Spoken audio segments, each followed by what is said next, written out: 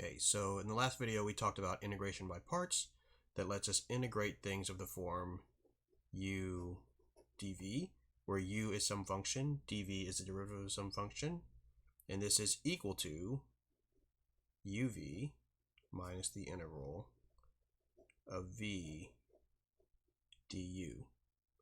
So last time we did a very basic example. This time we're going to do a more complex example, and then we'll talk about a little trick on how to solve things of this variety that we'll see right here.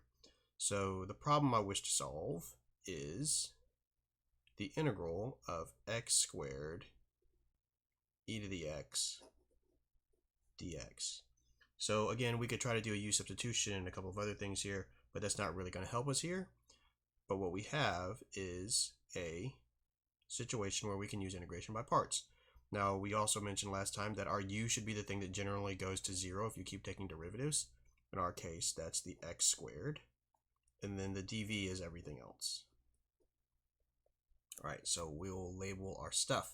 So our u is x squared, which makes our du 2x dx. Our dv is just e to the x dx. And to integrate that and get our v, we would just get e to the x. All right, so this integral is equal to, using the integration by parts rule, uv minus the integral of v du. So that's x squared e to the x minus the integral of 2x e to the x dx. All right, if you multiply this stuff together, you can put this here at the end. So if we simplify that a little, we have x squared e to the x minus 2 times the integral of x e to the x dx. Now this is a problem here. This guy here is not solvable using our regular techniques again. So we have to use integration by parts again on this little piece right here. So we do that exact same thing here. This is the u. This is the dv. And we just set up our problem the same as we did before. So u is x, du is dx, v and dv. So dv is e to the x dx, which makes v just e to the x. So we have our situation here. So we have 2 is a coefficient, and then we just apply integration by parts. So uv x e to the x minus the integral of v du e to the x dx. Okay, so we can simplify this by distributing this -2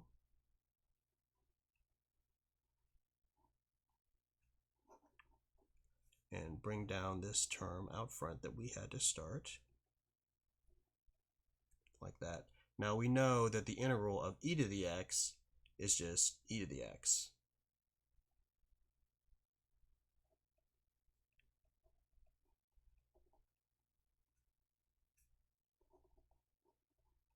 Plus c, of course. You always have to have an integration constant when it's an indefinite integral.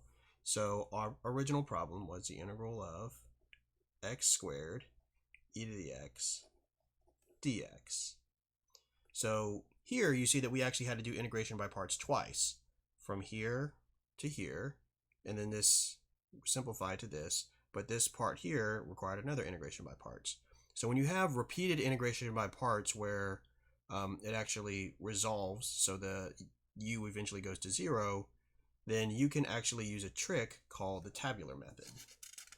So the tabular method is just a shortcut to organize all the things from integration by parts being done repeatedly. So we'll consider the same problem we just had. So the integral of x squared e to the x dx. All right, so we have to identify our u stuff, which is this, and our v stuff, which is this. And then you make like a little table. You make like a little table where you put these at the top. So you have your u column and your v column. And then what you do is in the u column, you take derivatives until you get 0. So x squared's derivative is 2x, 2x's derivative is 2, 2's derivative is 0. So you keep taking derivatives until you hit 0. And on the other side, you just integrate for the same amount of times. So we have e to the x, e to the x, and e to the x. And then you assign alternating plus minuses here. Okay, and then you stripe the problem. So you go like this. So you get plus x squared e to the x minus 2x e to the x plus 2 e to the x. And then again, you do your plus c. So we got this same answer that we got the last time, but just a lot faster. So to review the technique, you put your u stuff here and your v stuff here. You take derivatives until you hit 0. You take integrals for the same amount of times. You assign a plus, a minus, a plus, a minus, alternating all the way down.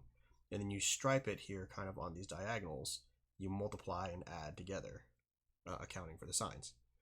And this is called the tabular method.